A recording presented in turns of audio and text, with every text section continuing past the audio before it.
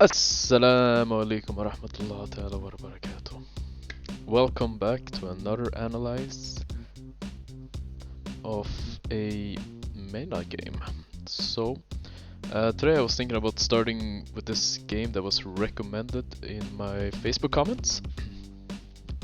It's a game between the Black Lotus versus E9 Esports. I'm not really sure what E9 stands for, so sorry about that. But I'm very excited to do another one of these since I haven't done it in a long time. And I was supposed to do this with Momo, but because she has to do some Red Bull 1v1 stuff, so I was thinking I just record this, I do it on YouTube, and then everyone can like watch it, rewatch it and stuff. And then in the future, we'll do some more like on stream where we have a chat on and everyone can like watch it. But for now, let's do this. So the Black Lotus start off with a Jinx first pick after banning out Gwen, Diana and Thresh. The most OP champs in the meta right now are Diana, and Gwen is just kinda new, so it's just annoying champ. And they also, E9 Esports also banned out Viego, which I didn't even know was viable, because it's not viable in the at MSI or LCS, but it's viable here. So that's kinda interesting. I would like to see some Viego, but maybe not this game. So we're gonna be doing, let's see here. So we start off with first pick Jinx. Jinx is one of the strongest ADs right now in the meta, and alongside with a Karma flex, I believe it's a flex, and Hecarim, another strong champion. Morgana jungle has been seen quite a lot recently in solo queue at least. Haven't seen it yet in competitive that much. I think the champion overall is kind of, she has a really fast clear and she has that advantage, but overall I think she's not that useful. Hey, I just realized that's Senyu. When does he play, dude? What happened to that guy? I gotta watch one of his games as well. So just a Akali blind, not really a counter pick. In general, I don't like having AP mid and jungle, because I think it's very easy to counter, especially when you have a Hecarim that you're facing. Hecarim can easily opt into, like, by mercs, even not even mercs, but he can just buy some magic assist, he can easily opt into like Force of Nature, and it's just very hard to shut down someone like that once they get, unless you get Void Staff really early, which kinda sucks to get early on. Kinda interesting, a Maokai blind, or Nautilus was blind picked on 4. And they pick Maokai into it. Maokai is generally not very good into Nautilus, so I'm kinda curious about that pick. Because Nautilus can just tank up his saplings with his W, and if you do get hooked, you kinda get one shot. And then there's the last pick, Yone, which is understandable because they need a lot of like heavy AD damage right now because they opted into mid AP mid jungle. I would say I really like the Black Lotus comp, except the Maokai pick. I think their comp is a lot better. Karma to speed up the Hecarim, you have Azir for the scaling, Jinx for the scaling, a very strong bot laner as well. I mean, right now it shows that it's Maokai top, but I know for a fact, because I watched a little bit of the game, so I know that it's actually bot lane. Actually, Karma bot would not be that nice versus Varus and Nautilus. I think one hook and you're pretty much dead. So they're gonna swap it up and put the Maokai top. I would have liked to see, since they obviously assumed, E9 obviously assumed that it was Karma support, so they did blind Nautilus. Would have liked to see a Leona instead, something more like engage heavy, or with some threat, like you can really jump into the backline. However, Leona with Jinx is not that nice. You kind of want something to peel the Jinx and peel the Azir as well, so maybe something. I'm not really sure what else would be good into Nautilus. I mean, Thresh would have been good, but obviously Thresh is banned. Yes, Thresh Jinx overall is like a really strong combo together. But it was banned, so they don't pick it away, and the first pick Jinx was taking it.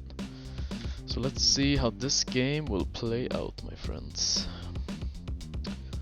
I don't think anything special happened level 1. Just normal stuff, getting a ward on his Raptors if he can, award his red buff.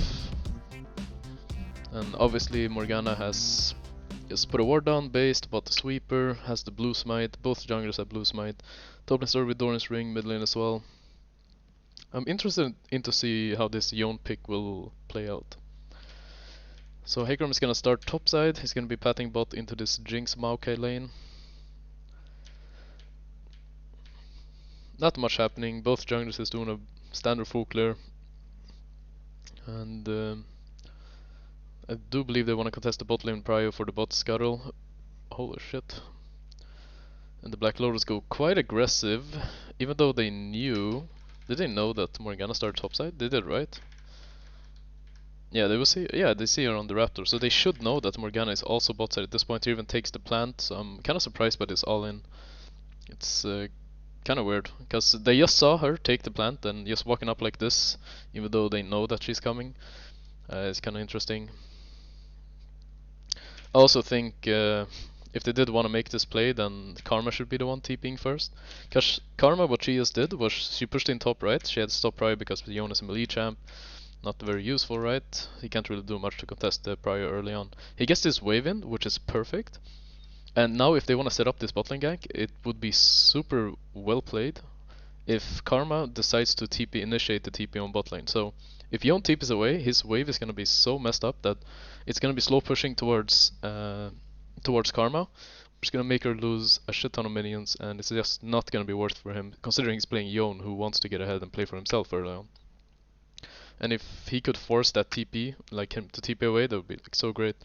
But instead it's actually Yon who TPs first, which I find kind of surprising, considering that the Black Lotus did start off this play knowing that Morgana is bot side as well, and she's probably gonna cover bot lane for this play. Overall, 2 kills to E9. I think it's a little bit disrespect from the Black Lotus. I do like that Karma is freezing this. It's quite nice of him. So now they have 2 lanes that are like super great, right? Azir is also gonna save his TP here, so he might even get TP advantage later on if he can. Top wave is extremely nice. This is, even though it looked like it was super bad for the Black Lotus that they both die, it wasn't that optimal. But if you look at their waves, I think they actually don't lose that much. So right now they're like 1.2k behind. I would like to see what happens after they pick up the entire waves.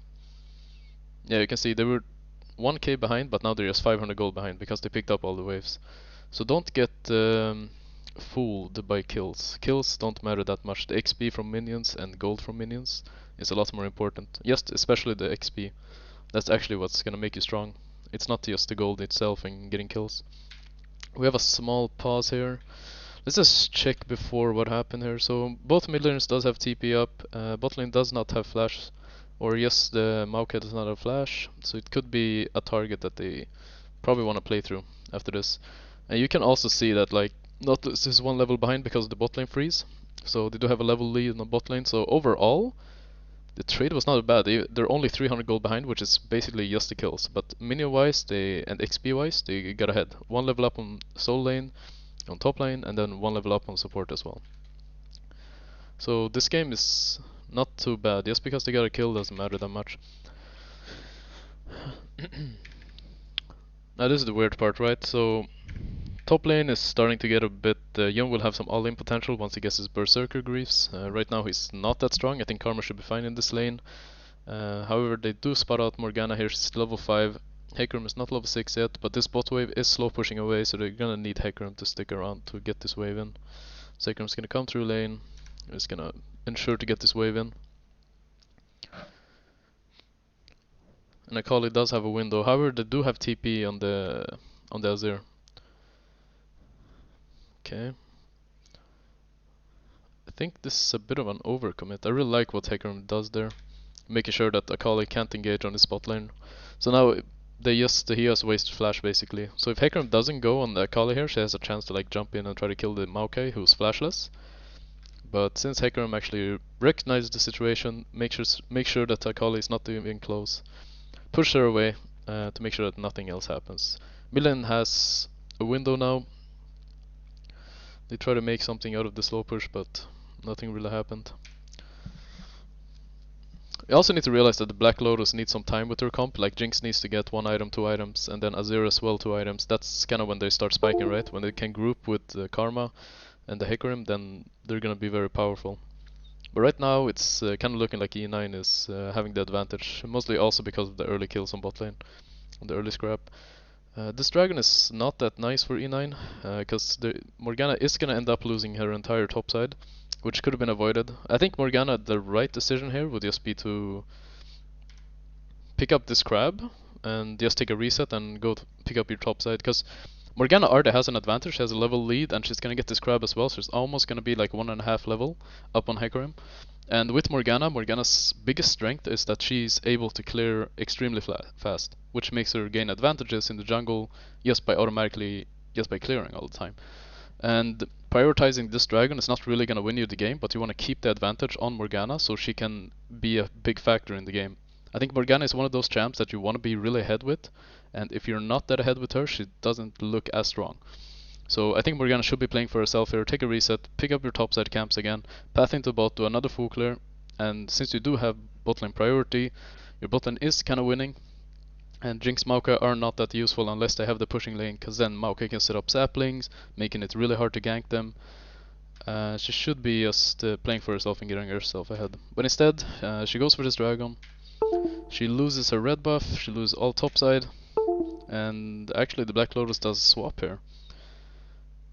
And it's also important to remember that like swapping with Jinx is very powerful, because Jinx has one of the fastest attack speed in the game, and alongside with Tristana, I think Tristana is also really good for swaps, because she can break turrets really easily. And since E9 has they have a Yone top who can't really respond to a swap because he's just gonna get doved because it's a really squishy champion, while they have a Karma who can like clear a bit from the distance, right? So this swap is really nice by the Black Lotus, recognizing that her entire topside is just coming up, Herald is about to spawn in 20 seconds, so why not just end up on topside here, make sure that you get some plates on Jinx and take control and take their entire topside. So Hecarim, who was supposedly behind, have now came back into the game because of this swap. But E9 are not gonna let this go too easily. They're gonna decide to respond, which I think is not the correct decision, because your Varus is stuck on bot lane, and you're gonna need your Varus if you wanna fight in these kind of like in these areas, especially if you wanna fight for a Herald. I mean, Hecarim is level 6, he has an ulti up, mid lane has prio, top lane has prio. Like, you're way too late on this play if you wanna swap, if you wanna contest this Herald, which you're not realistically gonna be able to.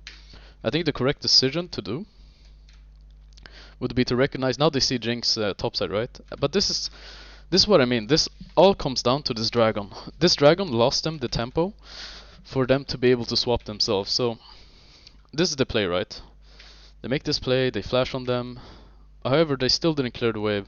And the reason for the swap is because E9 decides to freeze this wave, and Herald is coming up in 1.5 minutes, which gives the Black Lotus a really good opportunity to just swap into this Yone.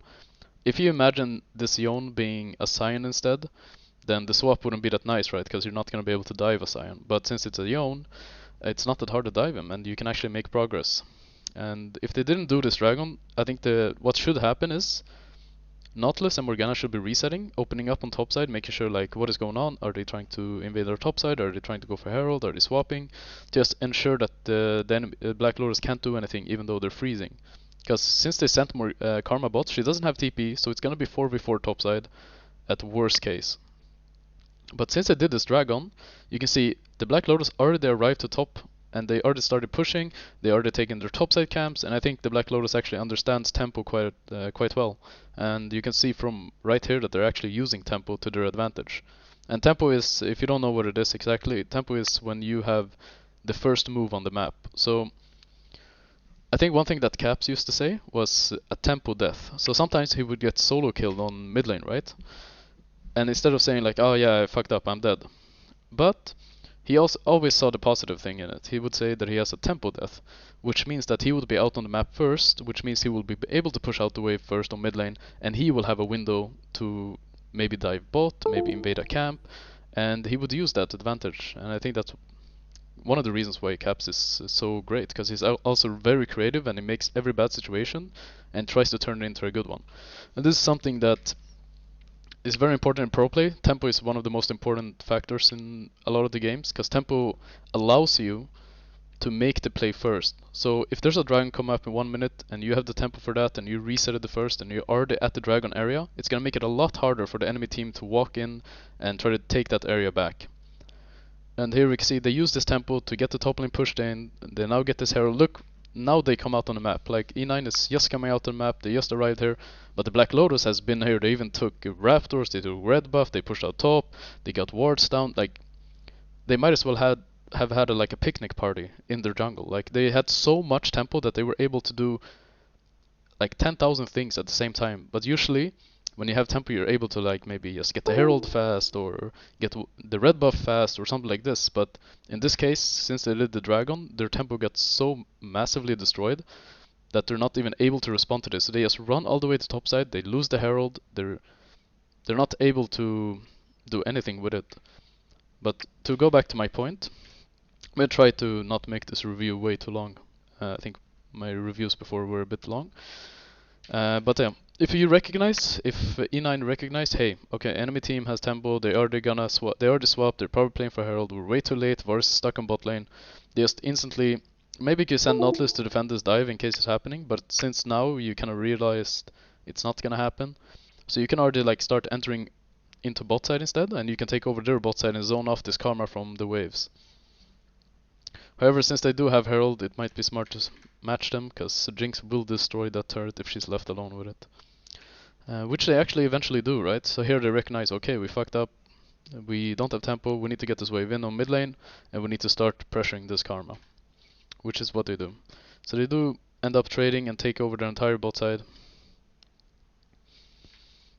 However, there's a big problem for E9 because the Black Lotus has an Herald, and they have tempo, and they're already bashing the top lane turret, while they're not able to make any progress on, around bot side right now.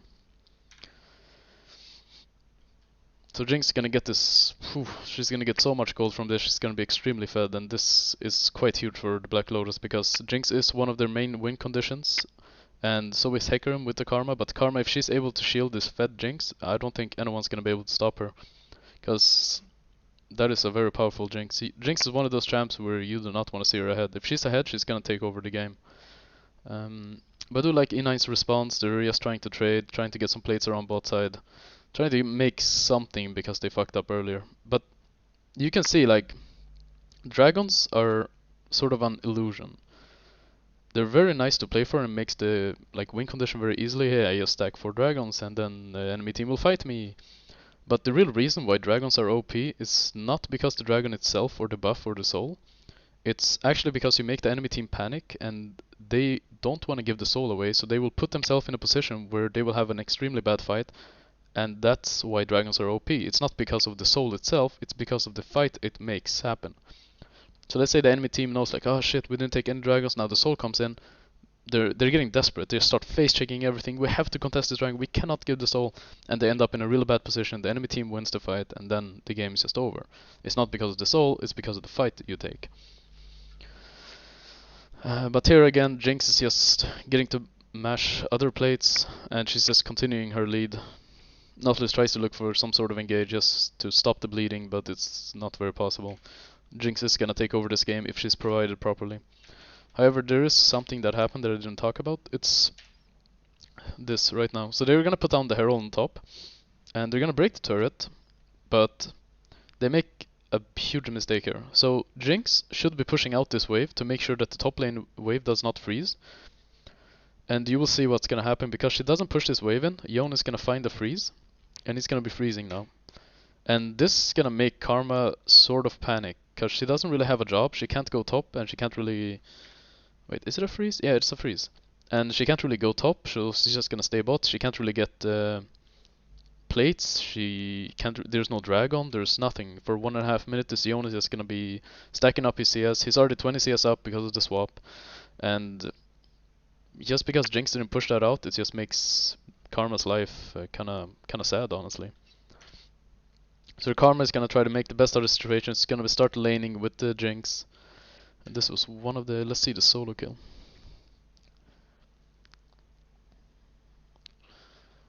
So Lazir was moving towards bot side just to help out his team, ends up getting caught in rotation by the Akali, which will lead up in his death. So this is, all of this kind of happening because the freeze on top lane. It makes Karma very impatient, doesn't really know exactly what to do. She just starts running around and is trying to do something, you know, of her time. And Yone actually broke the freeze because they started fighting, but if Yone wanted to, he could have kept the freeze, and his Karma would be extremely fucked at this point.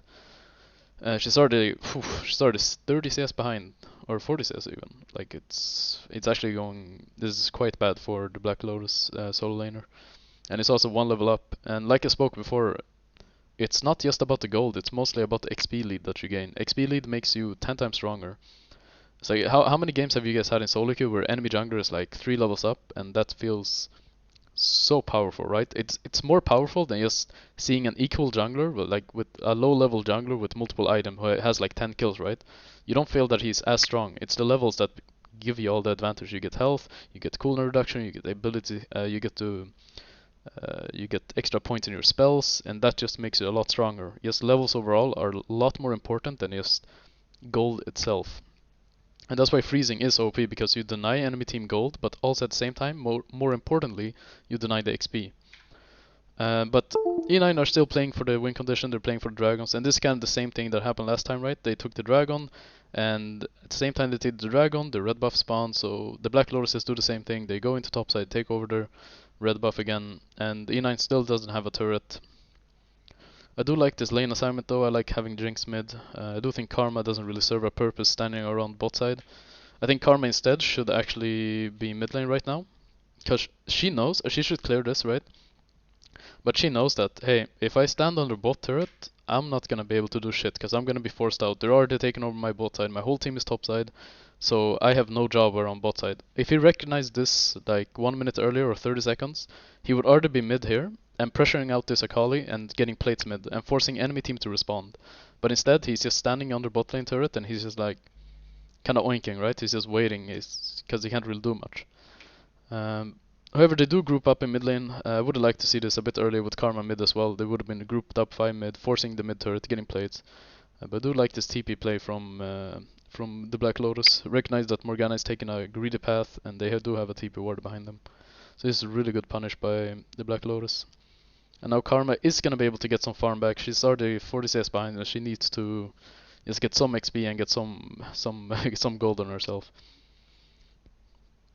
But it's super nice. Looking good for Black Lotus so far. Herald is spawned again. And it looks like that's what they're gonna be playing for. However, Jinx is a bit behind on tempo. She's pretty far behind. She's hasn't reached mid lane yet. And they do need to clear the top wave as well. So this means that E9 does have an opportunity. This is kind of the tempo death, right? Morgana has died, but she is clearing her bot side. I would have liked to see E9 make the proactive play instead, because Morgana has died and they do have top lane push. And they do also have bot lane push. They have all the side lanes pushed. So Morgana, instead of like running bot to clear these two camps, if Morgana runs up here and she takes the Raptors on the way, and then they take over their top side, because they know that enemy team needs a reset. If you look at their items, Jinx has a huge power spike in the base. Morgana also has Zonya, and top lane does have, and Varus just comes out of base and he has a huge power spike. He's stronger than Jinx right now. Even though Jinx is a bit more fed, right now at this moment Jinx is stronger. I mean Varus is strong because he has Kraken Slayer. So they should use this to threaten the Herald or threaten their top side, go invade them. This is a tempo death that Morgana just got, right? She just died, she comes out of the map. But instead of contesting this area and taking make a fight here, because Varus is so much stronger and they have top lane pushed as well, that would have been a lot more effective and a way to like come back into the game. Because right now Morgana is just clearing her bot side, while they're not able to do Herald, they're not able to pressure the top side camps, they're not able to do anything, sort of, because Morgana is just bot side at this point. However, they will still be able to take over this Herald, so it does play out fine. But it's just the small things that could be more impactful. I don't like this by E9. They actually just ignore the mid wave, which will probably be a disaster afterwards. Or they're sending Akali to catch the mid wave, but she can't realistically catch this mid wave, because she's gonna be zoned off by enemy Hecarim. They do pick up the Herald, and they are playing around this Yone now. Yone has become a lot stronger. I think he has like 2k gold or something. He has a shit ton of gold. This guy's been out on the map for like a decade. So hopefully he's gonna reset after this turret and get his power spike. So yeah, you can see, like, look at his items right now. And this guy is gonna buy a full immortal shield bow, like from a longsword. He must have sat on at least like 2.2k or something. And he just bought an entire full immortal shield bow. So they don't want to fight yet. So I want to see what the Black Lotus are gonna play for right now. They're starting to spike. Jinx just got her first item. They should be looking to break this bot lane turret. And they probably want to play for this third dragon. They don't want to give one more dragon, so we're probably gonna see a fight in around like 1 minute. Oh, aggressive. I like it. Oh. Super nice. It's super nice that Jinx gets all the kills. Jinx is such a powerful champion, especially when ahead, so I think this is so super great for the Black Lotus. They're gonna lose the mid turret though, because the enemy team does have Herald. They ended up, as they're moved after this wave, and I think they kinda over-rotated. This Akala already died, right? So they should already be moving back to mid and trying to make it back here. And they should be catching this next mid wave, because they don't want to give up the mid turret. Mid turrets are kinda important, because they allow you to open up the map. So once you break the mid lane turret, it makes it so much easier to access to the jungle, to the enemy jungle that is pushing in the wave deep, and then you can just move into the enemy jungle and you can basically, it gives you a lot more freedom. So you want to kind of hold that mid lane turret and you don't want to let them break that. But in this case they're going to lose the mid lane turret, they're going to be forced to respond, and the dragon is coming up in a second. Akali is out on the map again, she does have TP, they can contest this dragon. Jinx doesn't have ulti and Maoka doesn't either, so that's kinda, I would say it's not a bad fight. Morgana is level 11, she has ulti, she has Zonya. This is a pretty good moment to take a fight for E9. And Maoka is also pretty low on mana. So let's see if they have the balls to go in. So Nautilus is just gonna go instantly. Morgana flashes in, kinda fails stopwatches. Great ulti from Hecarim, but not enough. Yeah, it's like I thought. Yeah. This was a disaster. I mean, this is all because they used all their spells on the prior, like, engage or catch, and now they're getting punished for it. So this is actually quite huge for E9. I think it's a greedy dragon to take. Because first of all, you don't have any control. Jinx is gonna get this bot lane turret, she's even gonna lose a bit of health, which is kinda odd. And also remember, Jinx has no ulti, and also Maoka has no ulti, and they're also low on mana. They need to push mid and force the enemy team out if they want to get this dragon. But instead they kinda skip a step here. Like right now they should be grouping on this mid wave, and they should be pushing in the mid wave, forcing the enemy team out, force them to respond to the turret here, and then they can move into river. But Azir is catching the mid wave here, and his whole team is in the river, which gives the enemy team a really free passage into the river, when it should not be like this. They should be denying the enemy team for even walking around this area. Azir should be poking, Karma Q, Jinx rockets, like Maokai saplings. They should not be able to walk in. But because they did not push in this mid wave, enemy team is just able to walk like this. So imagine if you push in the mid wave all the way deep here, then the enemy team is gonna have to walk all the way here into no vision. It's gonna be super scary for them to walk in. But in this case, because they don't push in the mid wave deep and group up on it, enemy team or E9 is able to just walk in for free, and they're walking in this aggressive way when they should not be able to. Like this area, if you want to contest this dragon and make sure it's yours, you want to make sure that this area is not possible to take over. You want to have this area just blocking the enemy team, just make sure that, hey, you cannot pass this area. If you pass this area, we're gonna engage on you. There has to be some sort of threat. There should be Maokai saplings here, Karma Qs, there should be Azir Qs. Just every time they try to walk in, they should be getting punished. But instead what's gonna happen, they're just gonna start this dragon instantly. They're not really thinking that far. I think starting dragon is a bit too early. You kinda wanna make sure that the enemy team can't walk in first. Like, imagine here, right? Sapling is here. Azir Q, like they're gonna be chunked to half HP, right? They're gonna be super low. They're not gonna be able to walk in, and once they get chunked, they're just gonna be like, okay, just take over the dragon. We're not gonna fight this one. We're too chunked. But because they didn't do it properly, the enemy team is just able to walk in for free. And as they walk in for free, the fight just becomes terrible. They're stuck in the pit. They get the dragon, but at what cost? And now they're just forced in this shitty situation. Jinx, who is super fed, is now flashless and stuck in the pit. Can't really do anything. You wanna have, to put this straight, like if you have an Azir and a Jinx, you want to make space for them so they can free auto attack, right? They want a free hit on the enemy team. So you want to make sure that they're not able to walk through areas. You want to have like this sort of area, you want to have this blocked off, like hey, this area, like there's a line when you do dragons where you don't let the enemy team pass. This is a line. You don't let them pass this line. You want to make sure that they cannot pass here, because if they're passing this line, you guys are fucked. The fight is not in your control anymore. The fight is just about who's gonna play it mechanically better. And considering you guys, the Black Lotus don't have Jinx ulti or Maokai ulti or mana, it's just a bad fight overall to take. And Karma being out of position, she's alone here defending this area. I think she's actually making the correct decision. She's defending this area. I think Maokai should also be here, putting saplings and making sure that they can't pass her so easily. Maybe Azir controls this area, pokes out the Akal a little bit. But overall, the enemy team just walks in for free, becomes a terrible fight, enemy team panics, or the Black Lotus panics, and they're stuck in the pit, and it is a disaster overall.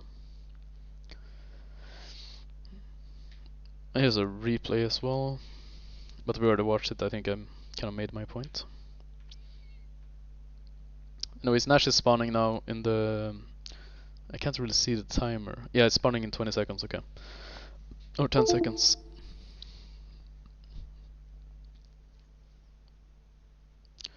However, even though E9 won the fight, but because they overstayed so much on the map, the Black Lotus ends up having tempo and they're able to get this area and get vision over Nash, when E9 after that fight should be the first one in this area, make sure that the enemy team can't breathe anymore.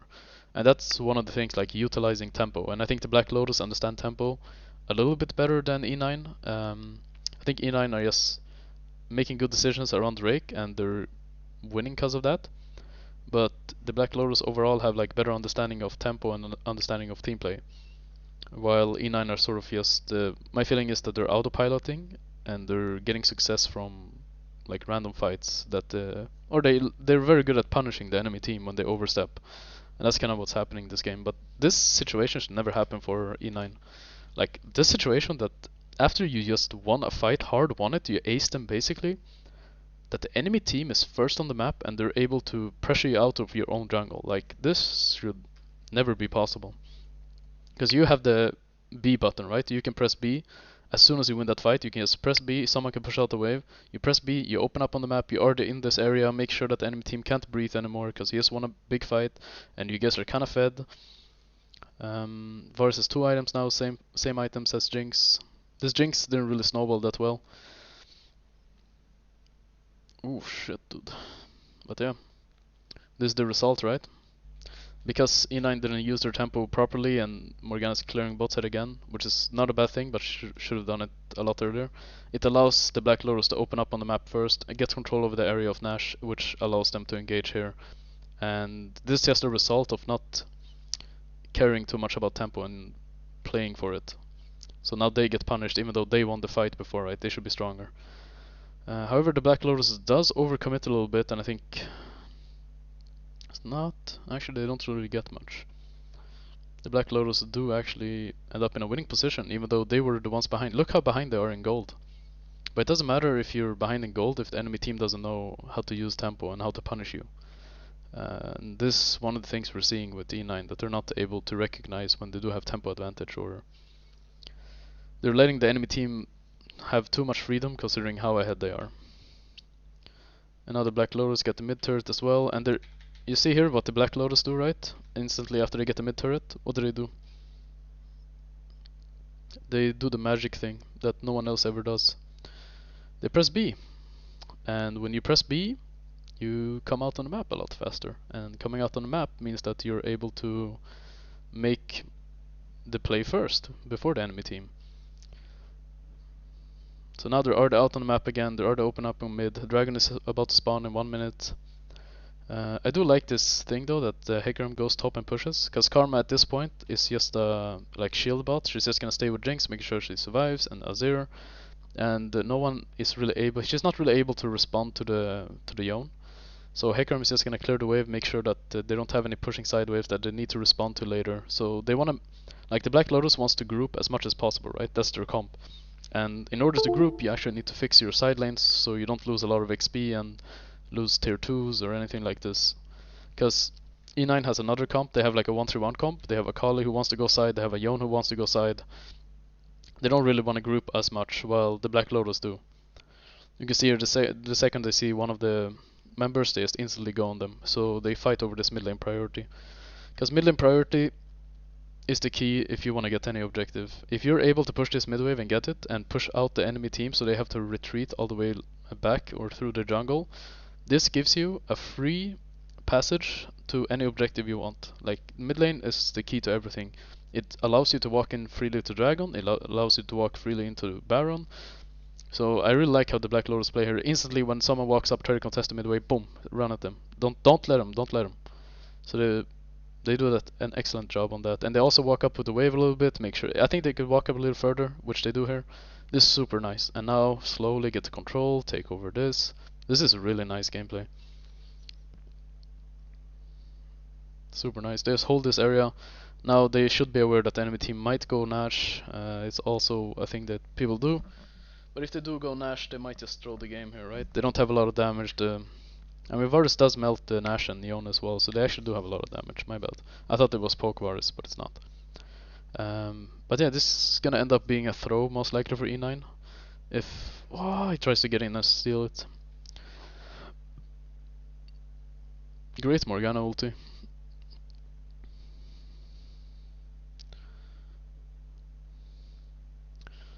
Oof, this get away.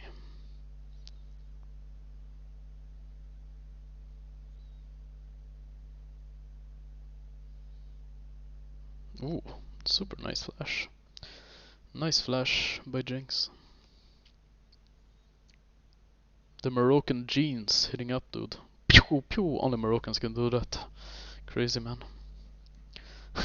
This is also kind of funny, you know, because Morgana is not, you're not very used to Morgana being full AP, right? New Morgana jungle. And it's just a pool here, and Ampirfix is running into it, and he just dies. Because you're not kind of used to it. And here, I think, are they gonna kill him? Oh shit. I was gonna say they should just be happy with the Nash, but, oh no. Oh no! I didn't have W, he just used it. But why did this happen? Why did this happen? How did they get Nash? I mean, they pushed them out of mid lane wave like real nicely. They cleared this, but after this I think they need to go back mid and just make sure that the enemy team can't go Nash. I think it's indicator that they might go Nash is already right now, right? Because now you see them, and they should already be like auto-responding. Hecarim is doing Gromp. It's kind of fucked up, dude. It's not the right time to do Gromp here. We should be ensuring mid prio first and make sure that the enemy team can't go Nash, because this is literally their only play to do, right? They lost the mid lane priority, they're getting outscaled. They have to do Nash or something flipping. And now Hecarim did Gromp, so he's a bit too late on it. I think even they should just... I think stealing is super nice, right? It's cool, it's... I do this a lot too, like I have also like this stealing thing in my mind. Every time there's an objective going down, I'm like, I gotta steal the Nash.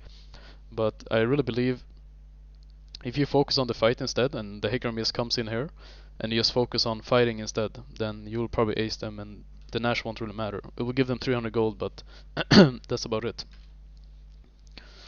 And some XP, of course. But instead, Hecarim's like too far, he's not able to... They get to engage first, and Hecarim goes in while his whole team is like stunned. It's really bad timing to go in. I think at this point you kind of want to slow it down, right? They use ulti, you just want to stay with Jinx, make sure that Jinx can play.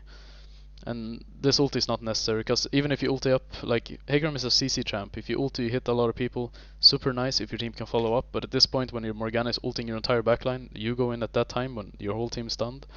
It's not a good timing. If he has played with them, he would be able to get a really good ulti right now, right? When they're running away. Because Varus is also flashless, it's very hard for Varus to get away from the Hecarim ulti. But he went in a bit too early. The Black Lotus try to make the best out of it. Does not end up well. Enemy team, or E9 gets to try to... Oh, this is so greedy, dude. Like, stop it, man. You know the time it takes to run all the way from here to the Dragon? Takes a lot longer than just resetting and getting the buff, a movement buff, and just running here. And they have a shit ton of gold because they just won a huge fight. Like here, just press B after this. You do this, okay, you can't kill him. Press B, press B, press B, press B, press B, press B, press B, press B. Just press B, come out on the map again, you're all full health, you're coming out. And you still have tempo because the Jinx is dead for 20 seconds, your Varus is dead for 8. And the Maokai is also there 14 and 11 seconds for the Karma. You don't need to go for this dragon right now, it's already free. If you just take a reset. Now instead they just end up kind of flipping it, and the Hecarim goes in kind of desperate to just get something because they just lost the... They put themselves in a situation that was not necessary. They could just reset and then come to dragon. They would be first there anyways because everyone's respawning first. And they would just get this anyways, but because they were so greedy, they ran all the way from topside all the way to Dragon. It just... And they're super low health, you know. So another example of them almost throwing their lead. But this is what I mean as well with E9. They really need to work on how they want to use their Nash and maybe possibly talk about it in game. Because I feel like even though they're ahead, they have Nash, they're not really pressuring the enemy. And that's one thing that the Black Lotus do better than E9 in this... I think it's a series, right? It's not this one game. In this series. And they're just allowing the Black Lotus to do whatever they want. They get the mid waves, they're never contesting mid waves. Even though they have Nash, like they should be buffing mid, like they should be taking them out, like they should not be able to. But because Akali also died to add Nash, it's like so awkward. They do push the mid wave right now. They're able to get the mid turret because the enemy team got zoned off. And Hecarim is bot side, Azir is bot side, so he can't even contest this mid lane wave. So because of this, they're gonna be able to get this mid lane turret. And they're gonna be able to rotate top and get the top lane turret as well. I think at this point Yone is extremely strong. He has a stopwatch, he has Infinite Edge, he has Immortal Shield Bow, so he's very scary at this point.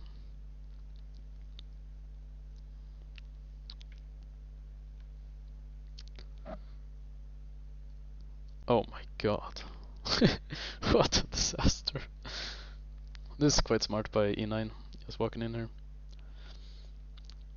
The Hecarim is just desperately trying to stop their engage. However, I think the right decision will just be, okay, they got the top lane turret, let's just push out mid, let's take their topside vision, play for this turret maybe.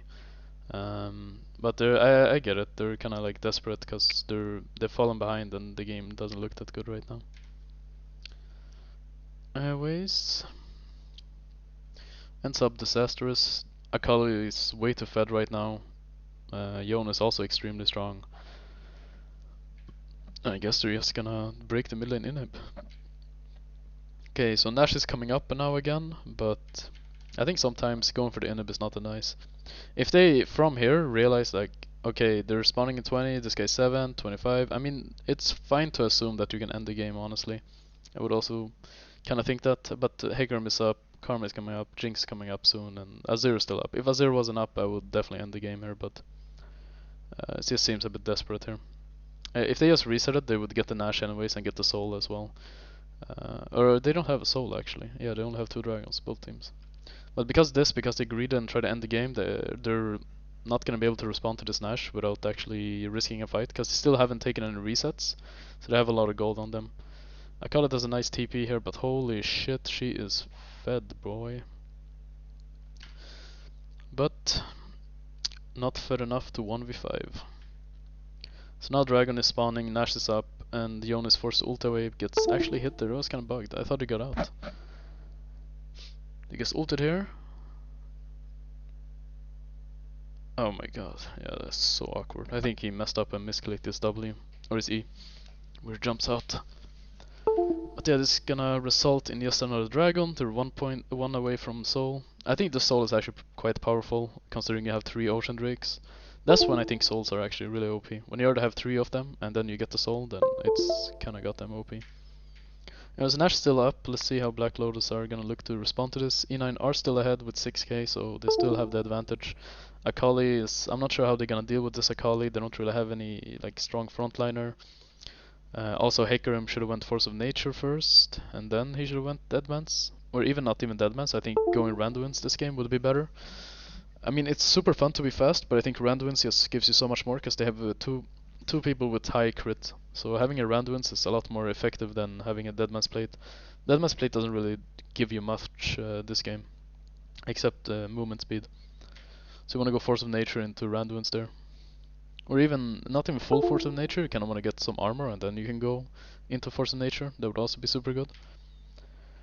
But I'm wondering how they're gonna handle this fed Yone with no healing reduction except the Hecarim Bramble Vest, and I guess Azir also has some. It's gonna be, I think once these 2 champs hits level 16 as well, like they're almost level 16, I think that's gonna be a huge power spike for E9. It should be really hard for them to lose once they hit level 16. But right now it's just contest about the mid lane priority, not much happening. E9 should actually be on the side lanes, like trying to push out, because grouping up like this is not very useful. I think someone should catch this bot wave, it's like 4 waves. I think Yon should just catch it or Akali. Because Yon, since he has TP and Akali catches this side, is also super good.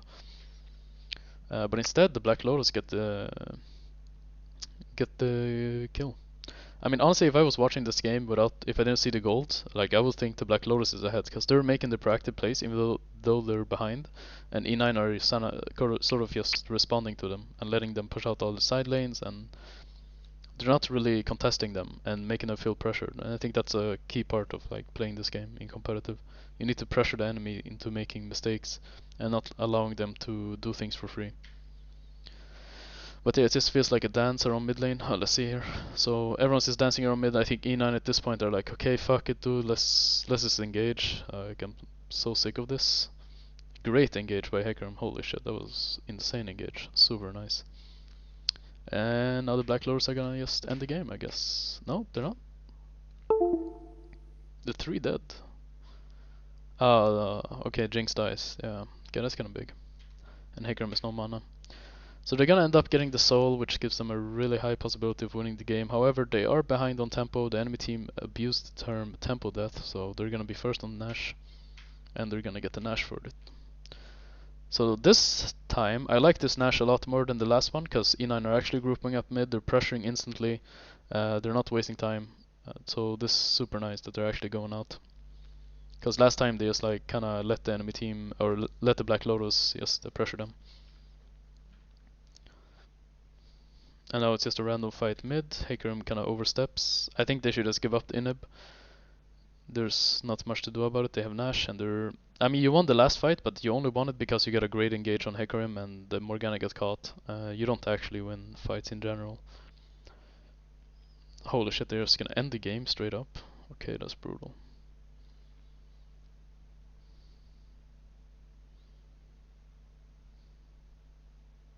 Alright, that's pretty alpha. Just walking up mid and just ending the game right in front of their face.